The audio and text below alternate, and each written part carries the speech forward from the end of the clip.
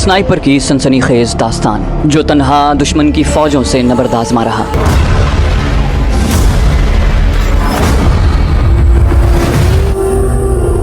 आपके लिए पेश खिदमत है। कहानी की तरफ जाने से पहले आप सबसे गुजारिश है कि अगर अभी तक आपने हमारे चैनल को सब्सक्राइब नहीं किया तो इसे सब्सक्राइब कीजिए और वीडियो पसंद आने की सूरत में इसे लाइक और शेयर करना मत भूलिए और कमेंट करके हमें बताइए कि आपको हमारी वीडियोस कैसी लगी। आइए कहानी की तरफ चलते हैं। सुबह हुई तो मुझे उस्ताद की आवाज़ आई, ज़ीशान सो रहे हो? मैंने कहा कोशिश तो रात भर रही है मगर कोई खास कामयाबी नहीं हुई। बोले अच्छा अपनी ज़रूरियात से फारिग हो जाओ क्योंकि दिन भर मौका नहीं मिलेगा। ठीक है सर, मगर आप? बोले यकीनन मेरे लिए नीचे उतरना मुमकिन नहीं होगा। तो ये कि मेरे पास इस मकसद के लिए शॉपर मौजूद है, बस आपको थोड़ी जहमत करना पड़ेगी। बड़ी खुशी से ये कहकर मैं नीचे उतर गया। नीचे उतरने से पहले मैंने अपना स्मॉल पैक और राइफल वहीं मचान पर छोड़ दी थी। थोड़ी दूर जाकर मैंने फितरी तकाजा पूरा किया और फजलाजात को बड़ी एहतियात से जमीन में दबा दिया क्योंकि इससे दुश्मन को हमारी मौजूदगी का यकीन हो जाता और ये यकीन उनकी कोशिशों को तकवीत देने के साथ उन्हें मजीद चौकन्ना कर देता। वापस जाकर मैंने उस्ताद सादिक के शॉपर में बंद फजलाजात को भी ठिकाने लगाया और फिर दरख्त पर चढ़कर खुद को मचान में छुपाने लगा। छुपने से पहले मुझे थोड़ा पानी दे देना, बाद में यकीनन हमें हरकत करने का मौका नहीं मिलेगा। जी सर कहकर मैंने स्मॉल पैक से वाटर बॉटल निकाली और उस्ताद सादिक से वाटर बॉटल लेकर आधा पानी उसमें मुंतकिल कर दिया। खुद को कैमोफ्लेज करके मैंने वॉकी टॉकी ऑन कर लिया था। पार्टियों को पेशकदमी करने का हुक्म दिया जा रहा था, आगे बढ़ें लेकिन एहतियात से। फायर करने से पहले ये बात मद्देनजर रहे कि चारों तरफ आपके अपने साथी मौजूद हैं। कोशिश यही करना कि दुश्मन जिंदा हाथ लगे। मैं उनकी बातें सुनने लगा मगर उस्ताद सादिक ने ज्यादा देर मुझे वॉकी टॉकी ऑन न रखने दिया। ज़ीशान बस वायरलेस सेट ऑफ कर दो, इसकी आवाज दूर तक सुनाई देती है। जी सर कहकर मैंने वॉकी टॉकी ऑफ कर दिया। 1.5-2 घंटे के बाद दुश्मन के चंद सिपाही हमारे करीब से गुजरते चले गए।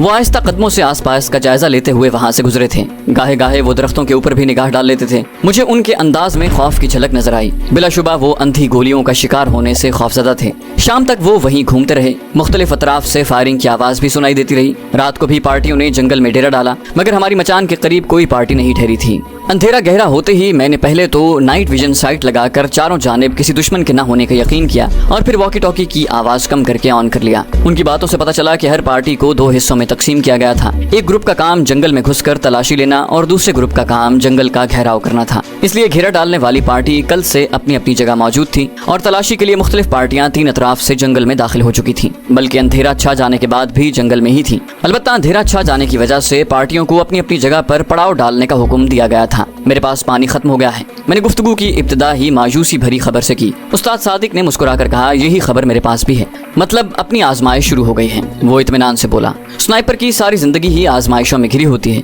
वैसे पानी के बगैर इंसान कितने अरसे तक जिंदा रह सकता है कुछ कहा नहीं जा सकता। इसका इन्हिसार तो इंसान की जिस्मानी हालत, इरादे, अल्लाह पाक की जात पर एतमाद और वापस लौटने की उम्मीद पर होता है। वैसे सुना यही है कि पानी के बगैर लोग महीना भर भी जिंदा रहे हैं। ये कहकर वो एक लम्हे के लिए रुका और फिर मुस्कुराता हुआ बोला बहरहाल यहाँ ऐसा कोई खतरा नहीं है। दरख्तों के सब्ज पत्ते पानी और खुराक दोनों की कमी को पूरा करने की खासियत रखते हैं। मैंने दबी आवाज में हंसते हुए कहा वैसे सर आप पहले भी मुख्तलिफ मिशन पर सरहद पार आ चुके हैं, क्या कभी ऐसी सूरत हाल से वास्ता पड़ा? वो गहरी सोच में डूबता हुआ बोला मैं पहले मिशन में कामयाबी के करीब पहुँच गया था मगर मुझे अपने उस्ताद ने धोखा दे दिया। मैंने हैरानी से पूछा उस्ताद ने धोखा दे दिया? हाँ ज़ीशान, उस्ताद हाशिम मेरे साथ सीनियर था। हम दोनों एक ही झाड़ी में छुपे हदफ की आमद के मुंतजिर थे। हदफ के नजर आते ही उस्ताद के हुक्म पर मैंने गोली चलाई जो हदफ के माथे पर लगी। दुश्मन की तादाद काफी ज्यादा थी और हमारी बदकिस्मती के दुश्मन को हमारी जगह के बारे में अंदाजा हो गया था। उस्ताद हाशिम ने मुझे वहाँ से फरार होने का कहा और मेरी स्नाइपर राइफल मुझसे ये कहकर ले ली कि उसकी राइफल फायर करने के काबिल नहीं रही। अपनी राइफल उसने मुझे पकड़ा दी थी। मैंने कहा उस्ताद जी आप भी चले ना।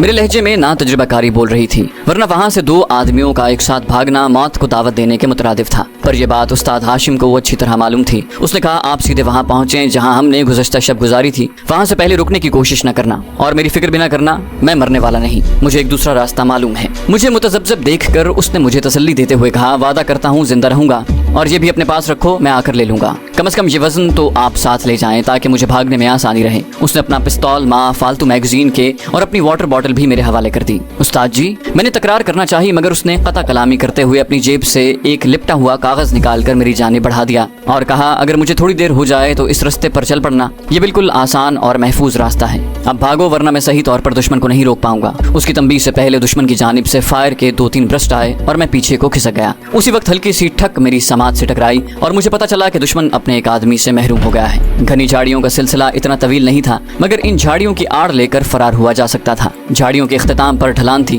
وہاں پہنچ کر بندہ یوں بھی نظروں سے اوجھل ہو جاتا تھا، لیکن یہ سب اس وقت ممکن تھا جب دشمن کو ہماری جگہ کے بارے میں پتہ نہ ہو۔ اب تو دشمن اس جانب متوجہ ہو گیا تھا اور یقیناً ہمارا تعاقب کر کے وہ آسانی سے ہمیں رستے میں ہی دھر لیتے۔ البتہ اگر ایک آدمی ان کے ساتھ فائر کا تبادلہ کرتا رہتا تو دوسرا آسانی کے ساتھ فرار ہو سکتا تھا۔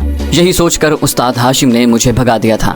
رستے میں یہ سوچ میرے دماغ میں سرگردہ رہی کہ استاد ہاشم وہاں سے کیسے بھاگے گا، کیونکہ وہ جھوٹ نہیں بولا کرتا تھا۔ اس نے بڑے اعتماد سے کہا تھا کہ اسے ایک دوسرا راستہ معلوم ہے اور مجھ سے وعدہ بھی کیا تھا کہ وہ زندہ رہے گا۔ جھاڑیوں کا علاقہ میں نے جھک کر دوڑتے ہوئے طے کیا تھا، مگر ڈھلان سے اترتے ہی میں سیدھا کھڑا ہو کر بھاگ پڑا۔ اس نشیب میں میں اندھا دھند ہونے والے فائر سے محفوظ تھا۔ گزشتہ رات کی پناہ گاہ تک میں بغیر رکے بھاگتا چلا گیا۔ وہ جگہ کارروائی کے علاقے سے قریباً 3 کلومیٹر کے فاصلے پر تھی۔ تمام رستے میرے کانوں میں مسلسل فائرنگ کی آواز گونجتی رہی تھی۔ اس کا مطلب یہی تھا کہ استاد ہاشم مقابلے پر ڈٹا ہوا ہے۔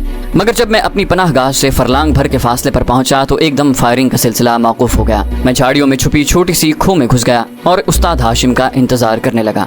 نامعلوم کیوں میرا دل بیٹھا جا رہا تھا۔ میری پریشان سوچوں میں مختلف خیالات سرگرداں تھے۔ استاد ہاشم وہاں سے کیسے فرار ہوگا؟ دشمن کو کیسے چکما دے گا؟ کہیں دشمن اس کا تعاقب کرتے ہوئے اس ٹھکانے تک تو نہیں پہنچ جائے گا؟ اور کیا مجھے وہیں بیٹھ کر اس کا انتظار کرنا چاہیے یا چھپنے کے لیے جگہ تبدیل کر لینی چاہیے؟ اچانک میرے ذہن میں خیال آیا کہ کہیں ایسا نہ ہوا ہو کہ استاد ہاشم کو فرار کا جو راستہ معلوم ہے وہ کسی اور سمت کو جاتا ہو، اور اسی لیے تو استاد نے مجھے رستے کا نقشہ دیا تھا۔ میں نے جیب سے استاد کا دیا ہوا کاغذ نکال کر کھولا اور میری آنکھیں حیرت سے پھیل گئیں۔ اس کاغذ میں اسنائپر رائفل کی فائرنگ پن لپٹی ہوئی تھی۔ استاد ہاشم نے سچ کہا تھا کہ اس کی رائفل فائر کے قابل نہیں ہے۔ یہ علیحدہ بات کہ وہ خرابی اس کے اپنے ہاتھوں کی پیدا کی ہوئی تھی۔ رائفل کی فائرنگ پن کاغذ میں بند کر کے اس نے مجھے واضح اشارہ دیا تھا کہ مجھے اس کی غلط بیانی کے بارے میں معلوم ہو جائے اور میں یقین کر لوں کہ وہ اپنے ملک پر قربان ہو گیا ہے، لیکن اس طرح کہ اپنے زیر کمان کی جان کو بچا گیا تھا۔ اس وقت مجھ پر خود بخود اس کی آخری گفتگو کی گتھیاں کھلتی چلی گئیں۔ اس نے اپنی رائفل یہ کہہ کر میرے حوالے کی تھی کہ رائفل خراب ہے، لیکن اس کے ساتھ اس خرابی کا علاج بھی میرے حوالے کر دیا تھا۔ اور یہ تو آپ جانتے ہیں کہ ہر سنائپر ریٹائر ہوتے وقت اپنی رائفل اپنے جانشین کے حوالے کرتا ہے۔ اس نے بھی یہی کیا، مگر مجھے شک بھی نہ ہونے دیا۔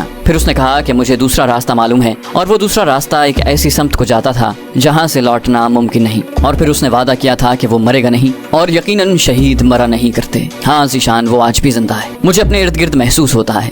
اس کی شہادت کے بعد دشمن کو خود بخود یقین آ گیا تھا کہ وہ بدلہ لے چکے ہیں، مگر جہاں بھی استاد چال چل گیا تھا اس نے میرے ہاتھ سے دشمن کا خاتمہ کرایا تھا اور میں محفوظ تھا۔ جہاں بھی دشمن کو شکست ہوئی تھی مجھے شدت سے رونا آیا اور میں اس دھوکے باز کو یاد کر کے رو پڑا۔ وہ مجھ سے اچھا نشانے باز تھا، اس کا تجربہ بہت زیادہ تھا۔ جانے کیوں اس نے ایک بہترین نشانے باز کو ایک نئے اور نا تجربہ کار سنائپر کے لیے قربان کر دیا۔ یقیناً میں اسے اکیلا چھوڑ کر کبھی نہ جاتا اگر وہ مجھے دھوکے میں نہ رکھتا۔ اس نے کوئی جھوٹ نہیں بولا مگر مجھے دھوکا ضرور دیا تھا۔ آج تک اس دھوکے باز کو نہیں بھلا سکا۔ استاد صادق کی آواز میں شامل دکھ میری آنکھیں بھی بھگو گیا تھا۔ میں بس خاموش بیٹھا اس کے محترم استاد کے متعلق سوچتا رہا۔ کچھ باتیں ایسی تھیں کہ استاد صادق نے مجھے نہیں بتائی تھی، مگر مجھے خود بخود ان کا اندازہ ہو گیا تھا۔ استاد ہاشم نے اپنی واٹر بوتل اور پستول یہ کہہ کر استاد صادق کے حوالے کر دی تھی کہ یہ وزنی ہے، مگر اصل وجہ اور تھی۔ وہ اپنے حصے کا پانی اپنے شاگرد کے حوالے کرنا چاہتا تھا۔ اسی طرح پستول اور اس کے اضافی راؤنڈ بھی رستے میں استاد صادق کے کام آ سکتے تھے۔ رات کو سوتے ہوئے بھی میری سوچ میں استاد ہاشم اپنے اندیکھے خد و خال کے ساتھ سرگردہ رہا۔ صبح صادق کو اٹھ کر ہم نے اپنی فطری ضروریات کو پورا کیا۔ آج میں ان درختوں سے زیادہ دور نہیں گیا تھا۔ ملگچا اجالا ہونے سے پہلے ہم کیموفلاج ہو کر بیٹھ گئے تھے۔ پوری رات ہم نے پانی پیے بغیر گزاری تھی۔ صبح دم اچھی خاصی پیاس محسوس ہو رہی تھی۔ پہلی روشنی کے ساتھ دشمن کی چہل پہل شروع ہو گئی تھی۔ میں نے دوپہر کے وقت خوب احتیاط سے اطراف کا جائزہ لے کر واکی ٹاکی سیٹ آن کیا، مگر اس کی بیٹری ڈاؤن ہو گئی تھی۔ میں نے اضافی بیٹری لگا کر واکی ٹاکی آن کیا اور دشمن کی آواز سننے کی کوشش کرنے لگا۔ واکی ٹاکی کی آواز کو مدھم کر کے میں نے کان سے لگا لیا تھا۔ چند لمحوں بعد ان کی آوازیں سنائی دینے لگیں۔ زیادہ تر پارٹیاں کھڑی چٹانوں کے سلسلے کے نیچے موجود گھنی جھاڑیوں میں مجھے تلاش کر رہی تھیں۔ تھوڑی دیر ان کی باتیں سننے کے بعد میں نے واکی ٹاکی آف کر دیا۔ استاد صادق نے پوچھا کیا کر رہے ہو؟ میں نے کہا میری تلاش جاری ہے۔ استاد صادق نے اپنی رائے دی شاید ہفتہ بھر جاری رہے۔ میں ہنسا، مطلب ہفتہ بھر سبز پتوں پر گزارنا پڑے گا؟ بولے اگر کوشش کرو تو پانی لا سکتے ہو۔ میں نے حیرانی سے پوچھا کیسے؟ بولے چشمے کی جگہ آپ کو معلوم ہے اور ایک سنائپر کسی طرح چھپ کر حرکت کرتا ہے، یہ جاننے کی ضرورت شاید آپ کو نہ ہو۔ میں نے کہا مگر میں آپ کو اکیلا چھوڑ کر کیسے جا سکتا ہوں؟ بولے اگر آپ زخمی ہوتے تو یقیناً میں چلا جاتا، مگر اب یہ خطرہ آپ کو ہی مول لینا پڑے گا۔ میں خفت بھرے لہجے میں میں بولا سر آپ بات کو کوئی اور رخ دے رہے ہیں، میرا مطلب یہ نہیں تھا۔ بولے نہیں ذیشان، پانی لانے میں واقعی بہت زیادہ خطرہ ہے مگر اس کے بغیر چارہ بھی تو نہیں ہے۔ میں نے کہا مجھے کس وقت نکلنا چاہیے؟ میں استاد صادق کے دل میں کوئی غلط فہمی پلتے نہیں دیکھ سکتا تھا۔ بولے دشمن رات کے وقت زیادہ چوکنا ہوتا ہے اور گھیرا ڈالنے والی پارٹیوں کے پاس لازماً تھرمل نائٹ ویژن ہوگا، اور یہ تو آپ کو معلوم ہے کہ اس میں حرارت خارج کرنے والی اشیاء بہت جلد نظر آتی ہیں اور ہر جاندار شے حرارت خارج کرتی ہے۔ یہاں آپ کو بتاتے چلیں کہ نائٹ ویژن سائٹ کی اب تک 3 اقسام آ چکی ہیں۔ پہلی قسم انفراریڈ کے اصول پر کام کرتی ہے، اس کا دکھاؤ بہت محدود تھا، آج کل اس کا استعمال متروک ہو چکا ہے۔ دوسری قسم اس سے بہتر ہے اور روشنی کے اصول پر کام کرتی ہے، یعنی چاند ستاروں کی روشنی کو بڑھا کر دکھاتی ہے۔ اور تیسری جو سب سے بہتر ہے تھرمل امیجنگ، وہ حرارت کے اصول پر کام کرتی ہے۔ میں نے کہا یعنی مجھے ابھی روانہ ہونا چاہیے۔ میں نے کلائی پر بندھی گھڑی پر سے کپڑا ہٹا کر وقت دیکھا، دن کے 1:30 بج رہے تھے۔ بولے بالکل، گھیرا ڈالنے والی پارٹی دن کو اتنی چوکنی نہیں ہوگی اور مجھے امید ہے کہ شمال کی جانب سے آپ بآسانی نکل سکتے ہیں، ان کا زیادہ دھیان مشرقی اور جنوبی سمت میں ہوگا۔ میں نے کہا لیکن تلاشی والی پارٹیاں تو چوکنی ہوں گی نا؟ میں نے ایک اہم نقطے کی جانب ان کی توجہ مبذول کروائی تو پھر وہ مستفسر ہوئے۔ پھر ایسا ہے کہ صبح صادق کے وقت نکلنا بہتر رہے گا، اس وقت پہرے دار عموماً سستی اور کاہلی کا شکار ہوتے ہیں۔ گڈ، اس نے تحسین آمیز لہجے میں کہا۔ میں نے کہا یعنی آپ مجھ سے متفق ہیں؟ بولے 100%۔ میں نے حیرانی سے پوچھا تو ابھی جانے کے حق میں کیوں دلائل دے رہے تھے؟ بولے بس آپ کو جانچنا تھا۔ میں نے کہا شکر ہے میں آپ کے معیار پر پورا اترا۔ بولے استاد کا کام ہر پل شاگرد کو جانچتے رہنا ہوتا ہے۔ میں ہنسا، ویسے دوران ٹریننگ بھی آپ نے کافی خوار کیا تھا۔ بولے ہماری وہی سختی آج آپ کو ان حالات کا سامنا کرنے کا حوصلہ دیے ہوئے ہیں۔ میں نے کہا بالکل صحیح کہا سر، مگر استاد صادق نے جواب دینا ضروری نہ سمجھا۔ منصوبہ طے ہو گیا تھا، بس عمل کرنا باقی تھا۔ پیاس کی وجہ سے کچھ کھانے کو جی نہیں چاہ رہا تھا۔ شام کے وقت میں نے ایک بار پھر دشمن کی باتیں سنی، انہیں اکٹھا ہونے کا حکم دیا جا رہا تھا۔ میں رات کو کوشش کے باوجود بہت تھوڑی نیند لے سکا تھا۔ پیاس کی زیادتی اور پھر آنے والے جاں گسل لمحات کے خیال نے مجھے بے چین رکھا ہوا تھا۔ 3:15 بجے کے قریب مجھے استاد صادق نے آواز دی، ذیشان۔ میں چابک دستی سے بولا میں تیار ہوں سر، اور درخت سے نیچے اتر گیا۔ اس سے پہلے میں اطراف کا جائزہ لینا نہیں بھولا تھا، گو ہم نے کل سے کچھ نہیں کھایا تھا کیونکہ پانی کی غیر موجودگی میں خشک بسکٹ کھانا پیاس کو بڑھانے کا موجب بنتا ہے، اور درختوں کے پتے اس لیے نہیں چبائے تھے کہ ابھی تک ہماری پیاس برداشت سے باہر نہیں ہوئی تھی، پھر بھی تھوڑی بہت حاجت محسوس ہو رہی تھی۔ فریش ہونے کے بعد میں جانے کے لیے تیار تھا۔ استاد صادق نے میری جانب میرا اسمال پیک بڑھاتے ہوئے کہا، میں نے اپنی واٹر بوتل بھی تمہارے پیک میں ڈال دی ہے تاکہ زیادہ پانی لا سکو۔ میں نے اس بات میں سر ہلا دیا، ٹھیک ہے سر۔ طلوع آفتاب سے پہلے گھیرے سے نکل جانا ورنہ پھنسنے کا خطرہ بڑھ جائے گا۔ استاد صادق نے مجھے آخری نصیحت کی اور میں نے فی امان اللہ سر کہہ کر اپنی رائفل کندھے سے لٹکائی۔ گلاک 19 پسٹل میں نے ہاتھ میں تھام لیا تھا کیونکہ سنائپر رائفل کو اسالٹ رائفل کے طور پر استعمال کرنا بے وقوفی ہے۔ حرکت کرتے ہوئے اچھی ساخت کا پستول سنائپر رائفل سے کئی گنا زیادہ کارکردگی دکھا سکتا ہے۔ آسمان کی طرف نگاہ اٹھا کر میں نے قطبی ستارے کو ڈھونڈا اور پھر بازو لمبا کر کے قطبی ستارے سے ڈگری لینے لگا۔ میں نے قطبی ستارے سے 12 ڈگری دائیں سفر کرنا تھا۔ ایک سنائپر کے لیے کمپس کے ساتھ ستاروں کے استعمال سے واقفیت بھی نہایت ضروری ہے۔ اگر آپ کے لیے کمپس کا استعمال اور ڈگریوں کا کھٹ راگ یقیناً ایک نئی چیز ہے تو یہ سمجھ لیجئے کہ ایک دائرے کو 360 ڈگریز میں تقسیم کیا جاتا ہے۔ اگر ایک آدمی قطبی ستارے کی طرف منہ کر کے کھڑا ہو جائے تو اس کا رخ 0 یا 360 ڈگری کی طرف ہوگا۔ مشرق 90 ڈگری، جنوب 180 ڈگری اور مغرب کی سمت 270 ڈگری پر واقع ہے۔ ہر سمت کے درمیان 90 ڈگری کا فرق ہے۔ کمپس پر یہ تمام ڈگریاں درج ہوتی ہیں اور کسی بھی ڈگری پر سفر کرنے کے لیے بس کمپس کی سوئی کو مطلوبہ ڈگری کی طرف کر کے چل پڑنا ہوتا ہے، جبکہ ستاروں کی مدد سے سفر کرنے کے لیے ستاروں کے طلوع اور غروب ہونے کا علم اور آسمان پر مطلوبہ ستارے کی جگہ کا پتہ ہونا بہت ضروری ہوتا ہے۔ تمام ستاروں میں فقط قطبی ستارہ ایسا ہے جو اپنی جگہ نہیں بدلتا اور ہر وقت قطب شمالی کی طرف چمکتا رہتا ہے۔ باقی ستارے مشرق سے طلوع ہو کر مغرب میں غروب ہوتے ہیں، البتہ ہر ستارے کا راستہ الگ الگ ہوتا ہے۔ کوئی جنوب مشرق سے طلوع ہوتا ہے تو کوئی شمال مشرق سے اور کوئی عین مشرق کی سمت سے۔ میں نے چونکہ شمال کی جانب سفر کرنا تھا اس لیے مجھے اتنی تگ و دو نہیں کرنی پڑی تھی، بس قطبی ستارے کو دیکھا، ہاتھ کی مدد سے 12 ڈگری کے فاصلے کا اندازہ کیا اور چل پڑا۔